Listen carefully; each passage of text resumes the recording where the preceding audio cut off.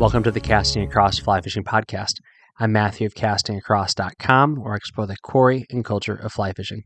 This is the 245th episode of the podcast, being recorded outside of beautiful Charlottesville, Virginia. Charlottesville is a phenomenal area for food, for drink, for history, and for fishing. Central Virginia has so many opportunities when it comes to the outdoors, particularly angling. There's large rivers that have smallmouth and muskie in them. There are rivers that have lots of trout up in the mountains, and then as you go down the slopes, then there's spring creeks that have trout.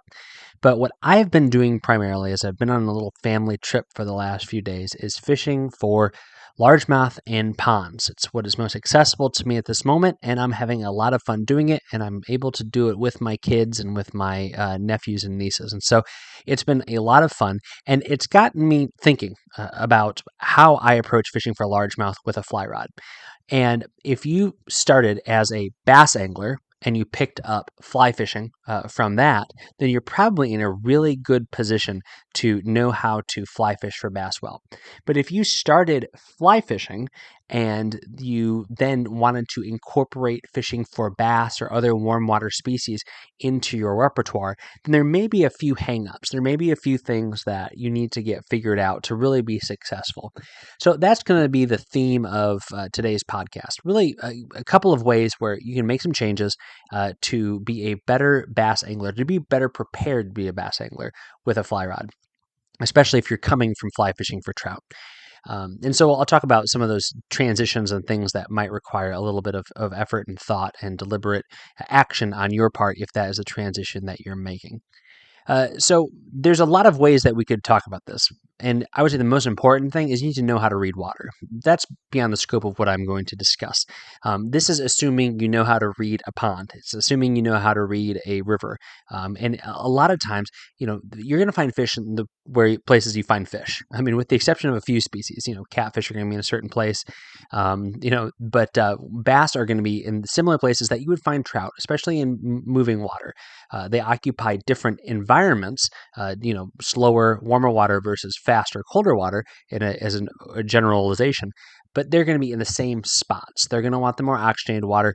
And then when you get to still water, you're going to find them at drop-offs. You're going to find them in weed beds. A lot of these fish are carnivorous, and they are hunters. They are opportunistic, and so they're going to hang out in places where they can be disguised, but also in a place where bait fish is going to find their way to it. I'm already talking kind of too much about that, but you need to know how to read water and how to make presentation. One of the best ways you can learn about how to present a fly to a bass is to watch a professional bass angler with their big, shiny, glittery boat and their 3 casts a minute approach to throwing lures at bass. They're presenting lures in the way that you need to present your fly, which I guess is probably one of the points I'll cover today. So not going to talk about that so much today. Not going to also talk about species because I'm focusing on largemouth, and a lot of the information, particularly as it relates to gear, can be equally applicable when it comes to smallmouth or spotted bass or shoal bass or any other black bass that is going to be kind of in this family of fish. So the very first thing to kind of get into it is, and this might be hard for a trout angler, use bigger gear than you think you need. Use bigger gear than you think you need. So on this pond that I'm fishing, I don't anticipate catching a 5-pound bass. I might, and I'd be more than happy to do that. But these are going to be kind of more average size bass that I'm going to be catching. But still, I'm using an 8-weight. So, I use an 8-weight for some of my lighter kind of topwater striper fishing on the coast. So I'm catching big, hard-fighting ocean fish on an 8-weight. But why am I using that for, panfish and bass on a medium-sized lake in Virginia? It has everything to do with the fly and very little to do with the fish. For years and years and years, I threw 6 weights for bass, and I still will. There's times when I throw 6 weights for bass when I'm fishing in a place where I know I'm going to be able to fish like dry flies for bass, especially for smallmouth bass. I'll use a 6 weight because I know the size of the fly that I'm throwing. And the difference between a 6 weight and an 8 weight, as far as what you're going to feel when you're fighting a fish, is kind of minimal. I've caught some panfish in the last few days that have bent over my rod and have been fun to pull in. Now, would they have been more fun to pull in on a 2 weight? Of course. But would I have been able to throw the popper that I was throwing if I had a 2 weight? Absolutely not. And this is, I think, again, the big hang up. We try to use the lightest tackle possible. And the benefit that we receive from throwing a light rod is that you feel that fish very well. But really, when it comes down to it, the true benefit that you get from throwing a light rod is the presentation. You can oftentimes make a more delicate presentation when you use a lighter rod. And you will notice that there's a significant increase in the delicate nature of the presentation that you can make with a live 3-weight than you can with a more rigid 5-weight. And you're also going to notice that thing bend over a little bit more. But if we want to be nice to our fish, especially fish in warmer weather, we want to get them in as quickly as possible. It doesn't mean that we don't want to derive any pleasure as we reel or pull this fish in, strip this fish in, but there's not going to be enough of a difference to justify dropping down a few line weights simply so that rod bends over more, because you're going to lose your ability to cast for distance and cast for accuracy. And you're also not going to really have to worry about the presentation, because a lot of these flies, you're going to want them to actually make a noise when they land, especially if you're fishing topwater patterns. But with that said, I think an 8-weight is a great weight for bass. If you have a 7-weight, now a lot of people have a 7-weight, but if you have a 7-weight is a spectacular rod weight for bass. And it all comes down to not just the length of the cast that you're making, and not just the size of the flies that you're fishing, but the aerodynamic nature or lack thereof of the flies that you are casting. So what do I mean by that?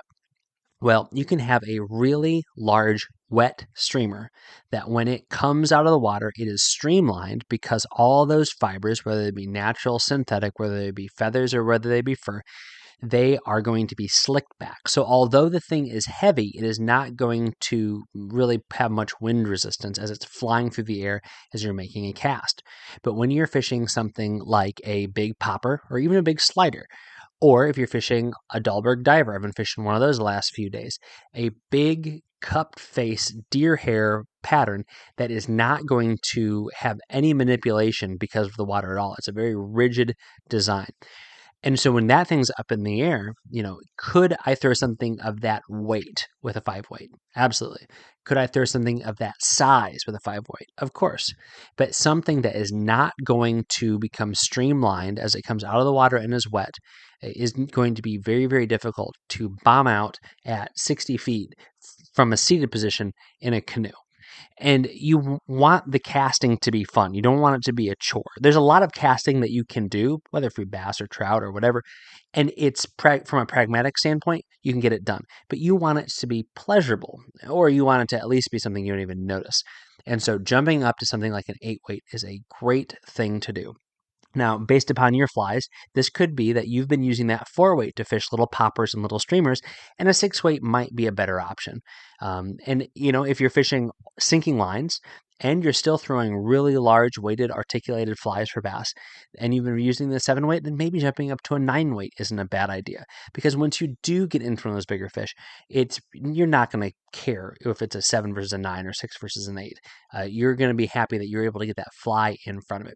And I think that's the next thing. So firstly, you want to make sure that you are using a rod that is weighted appropriately for casting big, non-aerodynamic flies. The second one is you want to fish big flies, be they aerodynamic or not. So I've heard different things, that largemouth bass will chase prey half their size, that largemouth bass will chase prey 3/4 of their size. I'm not sure what it is. I just know that big bass will chase lots and lots of fish. That a fish, whether it be a trout imitation or a panfish imitation or even a baby duck imitation, as long as it is acting in a way that makes it look like an easy meal, those bass are going to go after it and they're going to ask questions later. So again, taking cues from the professional bass world and from the trophy bass fishing world, which is really a fascinating niche in bass fishing that is very large compared to fly fishing, but is still just a niche. You look at some of the lures they're using, these swim baits that are meant to replicate trout, and they're 8 and 12 inches long because guys are shooting for bass that are in excess of 20 inches long, and so an 8-inch lure is nothing for that bass. Because you think of a 20-inch bass, I know they're not often measured in inches, they're meant measured in pounds at that point, but you consider the size of that thing's mouth. An 8-inch trout is nothing. Whether that fish takes in that trout head first, tail first, or completely from the side, that bass will have no problem inhaling that entire trout. And so that's what a lot of these guys are using to chase after these large trophy pound bass as they're pursuing those 20+ pound fish. Well, you might not have that kind of opportunity in your area, but that same mentality can be brought to your fly selection. The giant, enormous, hideous streamers and topwater flies are wonderful options to chase after big bass. And this actually, I think, is a shortcoming for a lot of people, is that they say, you know what, I only catch panfish. I only catch little stuff. These little bluegill keep jumping up and taking my fly. Well, then double the size of your popper, triple the size of your popper. Throw a popper that looks like a golf ball with some feathers hanging off the back of it. You aren't going to be able to catch those panfish anymore. You're not going to be able to catch those small bass, but you are going to be throwing the kind of flies that are going to be eliciting the strikes from the large bass. And for bass, like any other fish, especially as you get into the doldrums of summer, everything is an equation that they run in their primitive little brains. Is the amount of energy I'm going to have to expend to chase this food justified by the amount of food I'm going to receive? And so if they are seeing you throw a size, 4 or size 6 foam popper with a couple little 3-inch feathers hanging off the back, they might say, I'm going to pass on this. But if they see this giant, mouse-looking thing bounce across the lily pads, that's something that they just know they can't give up because this thing looks lost, this thing looks wounded, this thing looks like it's an easy meal. So they're going to go after it. So again, you're going to need a larger rod to throw this, but don't be afraid to throw those large patterns. I think this is one of the things that I've had to overcome the most in my life is I always think, oh my goodness, this fly is enormous. This fly is huge. It fills up my fly box. It's as long as my hand. But when you want to catch those bass that are, 16, 18, 20 inches, then that is precisely what you need to throw. And that's a normal sized fish for a lot of water bodies in our country. That is a normal sized good fish. And you look at the size of the spinner baits and the rubber worms and the swim baits that people are using to catch fish on your local water bodies, and you can have flies that match that. It can be simple as a deceiver. It can be as complicated as a game changer, and anything in between. Whatever fly you choose to use, don't be afraid to go up a size. Now, if you are out for simply getting numbers, and you don't mind getting those 8 and 10 and 12-inch fish, then you probably need to keep it more scaled back to like a 6-inch fly. But don't think an 8-inch or a 10-inch fly is going to be something that makes it so that you're never going to catch anything, because that thing in the water is going to elicit strikes from fish. So to keep the theme going, I talked about using larger rod weights, I should say, larger flies. And then the third thing is having a larger weighted rod allows you to throw a weighted line better. And this is incredibly important if you're fishing a water body that is either a quicker river or a lake that gets deep, especially as things get warmer or if there are fish that are holding off of structure that are in deeper water. Being able to throw a weighted line is so important when it comes to fishing still waters, whether it be reservoirs or lakes or even slow-moving rivers. So, for example, one of the places I fish in New Hampshire quite a bit for bass is a river. It's just impounded a couple miles downstream, and so it's just a very, very slow river. Most folks think it's a pond. And being able to fish it with a sinking line is the key to success once the days start getting warmer, especially the middle of the day. Of course, everyone wants to fish topwater. Everyone wants to fish poppers. Having a bass strike a popper at the end of a fly rod is one of the best things that you can do. I mean, it rivals a little dry fly set by a trout, right? But in the heat of the day, when the sun is shining high, it's just not the time where you're going to have a ton of success in this in most places. So to be able to fish to where the fish are is really, really helpful. So carrying a bigger leader wallet or a bigger head wallet maybe, and some bigger heads or even some bigger spools of fly line is a great thing to do. So right now I'm fishing 2 spools. I have a floating bass line and then I have a weighted 8-weight line. And switching back and forth with those is a little bit of work, but it's also better than compromising getting your fly in front of those fish. And I've said it before, I would much rather fish a weighted line with an unweighted fly than an unweighted line with a weighted fly. Now, again, in a pinch, when you have to simply get something on there, then throwing on that weighted fly on that floating fly line, it's going to work. But if all things are equal, I want to fish a weighted line with an unweighted fly. I'm going to be in much better control of my line than I am of my fly. That's part of why we fly fish. Um, I'm going to know where that fly is because there's not necessarily a hinge point where that fly is sinking down at a rate greater than my fly line, but my fly line is probably pulling that fly down at a rate that's commensurate with how it is sinking. But also, it is going to be a more consistent sink rate. If you're fishing with a floating line, and even if you're using a poly leader, which are great and they're clutch, and again, I would rather fish with a floating line, a poly leader, and an unweighted fly than a floating line and a weighted fly. But being able to do that allows a more consistent sink rate. And as you make those strips to make your presentation, that fly is not going to rise up in the water column as much as it would if you had a floating fly line and even a weighted fly. So, to restate, my priority order is weighted fly line, unweighted fly, floating fly line, poly leader, unweighted fly, floating fly line, weighted fly. That is my priority list and how I fish like this. I had to think about that for a second. But again, it's a heavier fly line, but it is designed to be cast. So you're actually going to have a better cast with a weighted fly line, a sinking fly line, or even an intermediate fly line, or a sink tip fly line, than you would with that floating fly line, that poly leader, that floating fly line, and that weighted fly. And again, what does this do? One, it does everything I said before as far as being in contact with that fly.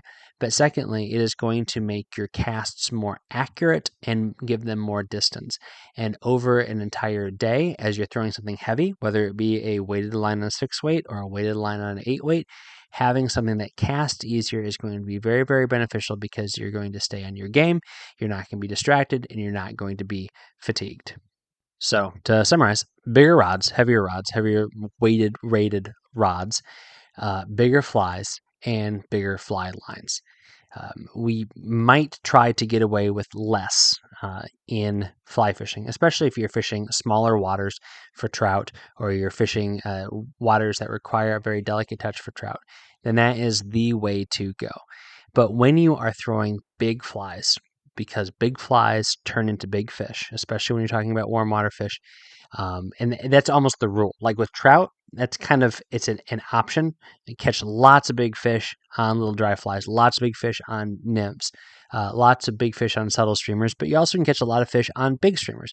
With bass, that's not necessarily the case. You will catch a largemouth bass every once in a while on a small lure or a small fly, but more often than not, you're going to catch your big warm water fish, your big black bass on larger flies.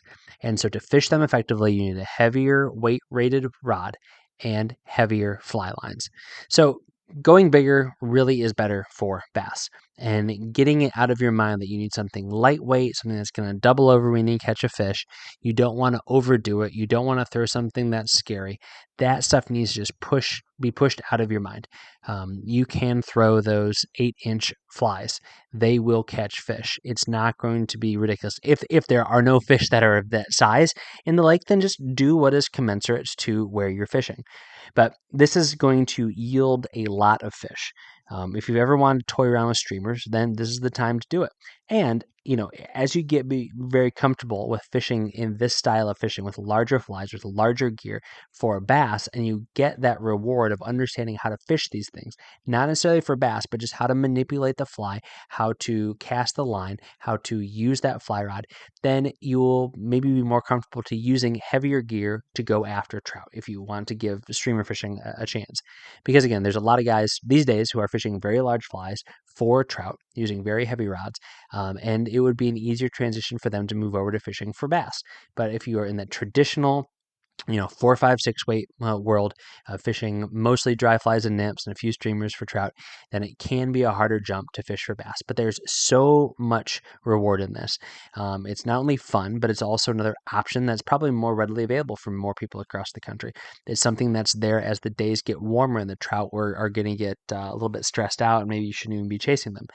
And it gives you an option, if you have a subdivision, if you have a golf course, now you can fish for bass, and they grow big. The carrying capacity for most of these small ponds is pretty remarkable when it comes to warm water fish. And so as long as there's a good forage source of shad or of minnows or of even trout or sunfish, then these bass are going to get big. So you can chase after them with big flies and have a lot of fun catching big, hard-fighting, hard-hitting bass with your fly rod. This week on castingacross.com, 2 articles as per usual, and the first one is called Ed, Flea, and Me, Part 3. So this is the third part of what is probably going to be a 4-part series talking about a new fly rod that I was able to pick up in South Central Pennsylvania, a custom rod from Ed Shank. So this is the third part of the article. Wednesday's article is called Gone Fishing for a Minute. And although I'm recording this podcast right now, I am still on vacation. And this episode was about the fact that I am on vacation. So you can read about that and the very few inspirational things that I have to share. This week's recommendation on the podcast is a pair of shorts. All right.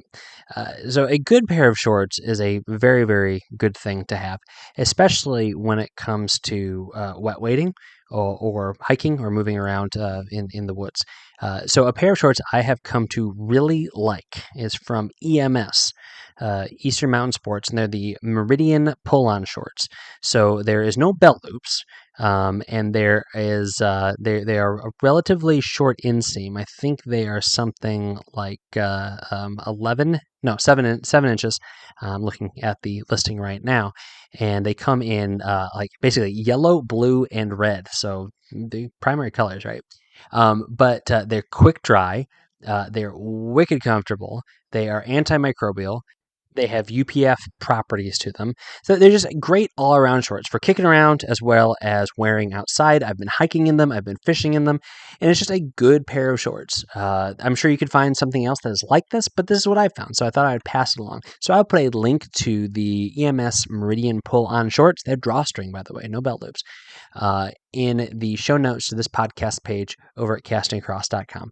Thanks for listening to the Casting Across Fly Fishing Podcast. Please subscribe to your favorite podcast app and rate the podcast in iTunes. Then head over to castingacross.com for 3 posts a week on the people, places, and things that go into the pursuit of fish.